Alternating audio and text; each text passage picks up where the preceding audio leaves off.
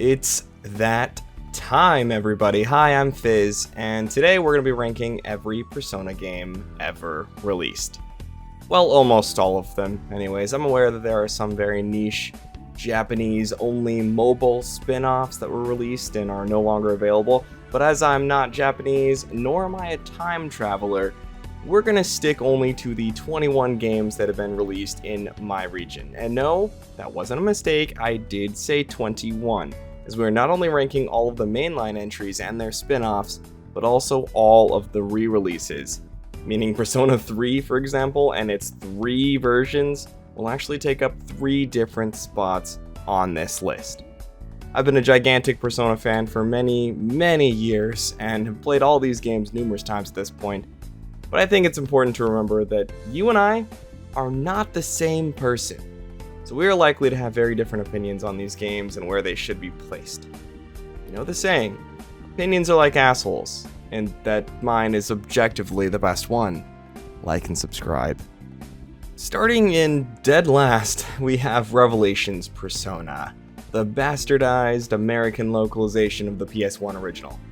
Part of me really wants to give this game some brownie points simply for being the first, but the localization is so bad that the game barely functions. They couldn't even convert yen into dollars correctly, which absolutely breaks the economy, and the less we talk about the character changes, the better. Absolute bottom tier Persona game. I actually anticipate getting some flack for this next one, but honestly, Persona 3 Portable kinda sucks. Less content than the original, all cutscenes have been replaced with visual novel style still images, and the anime FMVs have been removed entirely. Daytime gameplay also has been reworked to remove all player movement and is instead replaced with sort of a point and click style of gameplay. I certainly understand that they were under technological constraints due to this game being made for the PSP, but that just makes this version of the game kind of pointless. Like, yeah, you can control your party members, but you can already do that in Fez with the party control cheat, and some would even argue that controlling the party actually harms the balance of the game in the first place. The only reason this isn't dead last is because they did add a whole new route where you play as a brand new female character named Kotane. I don't really like this route or the way it changes the story very much, but I do like Kotane as a character, and the new music added here is phenomenal. All in all though, I would never recommend this version over Fez, and it really upsets me that this is the version Atlus are choosing to port to PC and home consoles in January. The Persona dancing games are certainly something. I've actually been a notable defender of them, as I actually find them fun and see them as a harmless celebration of the series. And hey, I genuinely love all the remixes these 3 games have given us. I even made a previous video about it. Please watch it. That being said, however, Dancing in Starlight is the worst of the 3. It already loses a couple points for not being canon, as this game and Persona 3 Dancing in Moonlight take place in a dream that the cast forgets about as soon as it's over. But the music selection just isn't quite as strong as its sister game, nor Persona 4 Dancing All Night. The characters also have their own social links, and many of them have that same poor characterization that the Persona spin-offs are known for. This game absolutely has some cool things in it, and I feel comfortable recommending it to any Persona fan who also likes rhythm games. But as a game, there's just not much to it. Speaking of the dancing games, Persona 3 Dancing in Moonlight comes in at our number 18 spot, just squeezing out over Persona 5 Dancing due to the stronger song selection and slightly more interesting character interactions. Next up, we have Persona 4 Arena. The whole idea of a Persona fighting game is just so good, and this game really delivers. Being a canonical, direct sequel to Persona 4 and also Persona 3, picking up just a couple months after Persona 4's ending and featuring a slightly, aged up versions of the surviving SEES members from Persona 3. This game actually kicks a lot of ass, but you can tell this was their first attempt, and that a sequel could really iron out some of the jank. But we're not talking about that sequel quite yet, because first we have to talk about Persona 4 Dancing All Night. Now, this game is basically exactly the same as the other two, except for a couple of important differences. First off, this game has a full-blown story mode. And secondly, this game is 100% canon. Yes, that's right, Persona 4 dancing is canon. You and the rest of the investigation team really did solve another mystery with the power of dance. And I'm gonna be perfectly honest with you, that's fucking hilarious. Another point in this game's favor is that the song selection is just easily the best in the series. So many top tier remixes that I still listen to almost daily. All 3 dancing games have good music. This one just has the best. Persona Q Shadow of the Labyrinth is the only game on this list that I've only beaten one time, but I do think it's really good. That's another Persona 3 and 4 team-up story, but this time Makoto and Shinji are still alive, because just like Persona 3 and 5 dancing, the characters were pulled from their respective timelines, meaning the versions of the characters we see in this game are from, before the battle with Nyx in C's case, and before the battle with Izanami in the case of the investigation team. This does allow all the characters to show up in this game, but I'll be honest, I think I would rather us have a game that takes place after their games are over, so we can see how the characters have grown and changed. My favorite part about the Arena game specifically is seeing how C's has aged and grown over the years since Persona 3's ending, and I just wish we got more of that. Persona Q is a fine game though. Gameplay is kind of a mix of standard Persona and Etrian Odyssey of all things. It works well, and I can recommend it to most Persona fans. And speaking of Persona 4 Arena, the sequel, Persona 4 Arena Ultimax, is just even better. It continues and wraps up the story started in the first entry and features numerous gameplay improvements and roster additions that just make this the superior game for anyone looking for a Persona fighter. And hey, it just got modern console and PC ports this year, so go play it. I'm gonna be real. I think this may just be the biggest glow up in the entire series. The Persona 1 remake on PSP is genuinely really good. First of all, the localization was fixed, which was the biggest problem with the original, but the gameplay was also adjusted and the music was even redone into the current Persona musical style. This change actually was pretty controversial at the time, but honestly, I don't even care because the new music is just so incredible that I don't even miss the originals. Huge improvement. But in my personal opinion, Persona 1 in general is just still the weakest of the 5 mainline entries. But, we'll talk about those other entries soon enough. First, we gotta talk about the fucking Musou game. Persona 5 Strikers is actually, at the time of writing, the only canon sequel game to Persona 5. And they really lean into that aspect in this game. It's a Musou game, and as such, plays exactly how you think it would. Exactly like the old Dynasty Warriors formula, right? But they actually incorporated standard Persona daytime gameplay into this game, which works really well. It also features lots of interesting new locales and characters. All the cutscenes are done just like they were in Persona 5, to the point where if you ignore the worst graphics and completely new combat, you can barely tell it apart from the game that it's spinning off from. I really love this game's style, and as a huge fan of the Musou games in general, the massive changes to that formula this game pulls off are genuinely incredible. The story is pretty mid, but this is really a good game and a worthy spin-off sequel to Persona 5. Persona Q2 New Cinema Labyrinth is a complicated game. I really love so much about this game, from bringing back all the characters from Persona 3 and 4, but this time also incorporating Kotane and the Phantom Thieves, to the cinema setting and the God tier soundtrack. But again, they do pull this character from their respective timeline and make them forget the events of the game after it's over shtick that I'm just not a big fan of. I guess this game is technically canon, but since no one remembers it, does it even matter?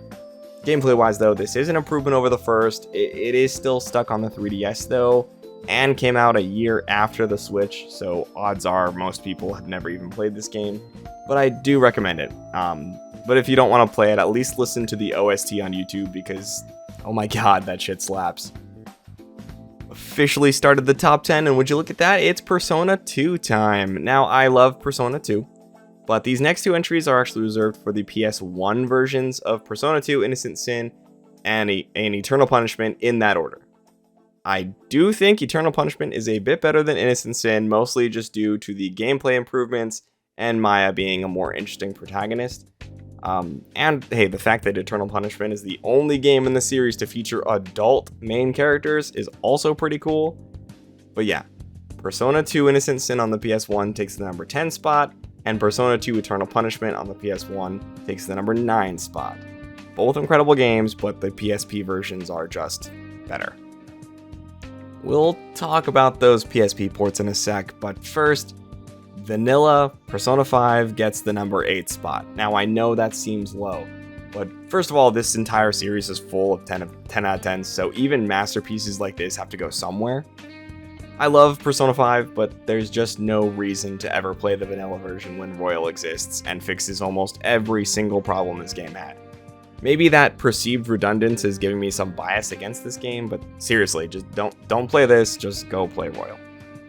The 7th spot, however, goes to Eternal Punishment's PSP port. They did a really good job of improving on the original here, but I do have a major issue with it. Atlus, what the hell? Why did you release a remake of Innocent Sin in the West, but not its sequel? Thank God the fan translation came out earlier this year, so like people can actually play this game in the West now, but ultimately it is just a better version of Eternal Punishment. Definitive way to play it, hands down. Though honestly, they really should have just delayed these PSP remakes of the Persona 2 duology and made them for the Vita instead. That way they could have gone through with their original plan of turning these into like one big game. I would have loved to see that. Same goes for Persona 2's other half, the Innocent Sin PSP remake. This remake is a bit more impressive than the other due to the fact that they included all the gameplay changes from the original Eternal Punishment had, putting them into this version, making this a much more different version of the game. I'm sure some fan out there is mad at those changes, but for me anyways, this is the best way to play Innocent Sin, and now the fan translation of Eternal Punishment is out, easily the best way to experience the Persona 2 duology. I just need to say, I fucking love Persona 3. And since Fez is just better Persona 3 with a bit more content, I'm going to put these two games at the number 5 and 4 spot respectively. The changes in Fez are not drastic enough for the game's placements to be too far away from each other, but the added epilogue is nice and does a lot to tie the story, up in a nice bow, even though some people don't care for it very much.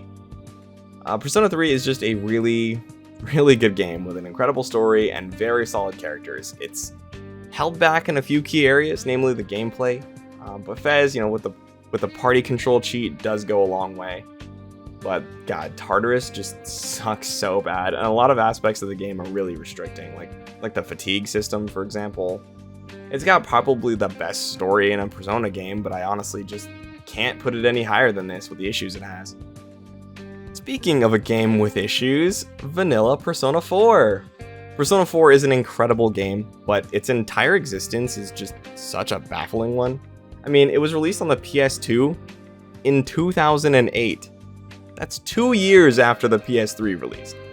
I'm sure that made development a bit easier for them since most of this game's design and assets were ripped wholesale from Persona 3, so they would have learned a lot from their experiences making that game and be able to get this one out quicker. But if I were Atlus, I would have moved development to the PS3. Thankfully, the game we got is an absolute masterpiece regardless. It's a supernatural murder mystery detective story for crying out loud.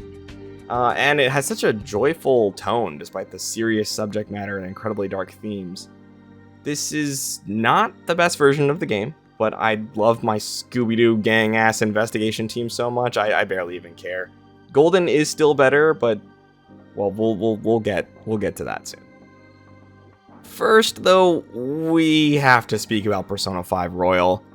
First of all, the fact that this game was released on the same console as Persona 5 for full price was kind of shady of them to do when they could have just made it a DLC add-on. But part of me really understands why they went this route, because oh my god, this is easily the re-release with the most amount of changes. Persona 5 is already an incredible game, but they really went all out here. A new party member, loads of new gameplay mechanics, balance changes, an entirely new story, events that flesh out the story more, new story chapter after the events of the original game that has some of the best Persona content ever released. I mean this with no exaggeration. Persona 5 Royal has the best gameplay in the entire series, and is the definitive version of a game that was already seen as a masterpiece. Persona 5 has incredible style, a wild story, great characters, and all the substance one can ask for, and I truly do love it so much. But, is it my personal favorite? No. Persona 4 Golden is just, it's so good. Honestly, you can place Persona 4 Golden and Persona 5 Royal pretty interchangeably, and I wouldn't argue, but for me anyways, Persona 4 will always hold a special place in my heart. And Persona 4 Golden is that game, but better and with more stuff.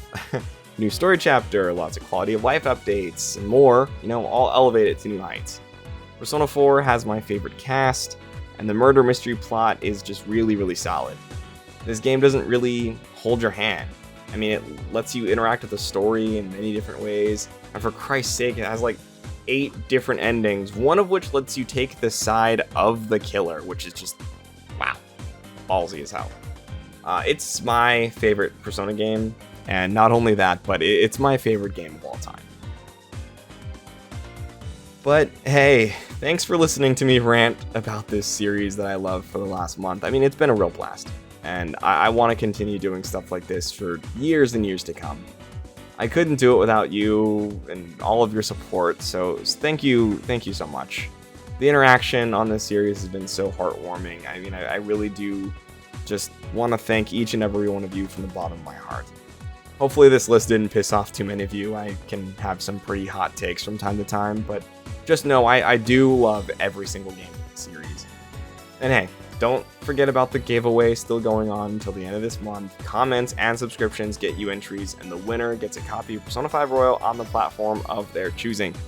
But, till the next one, I've been Fizz, and I'll see you later.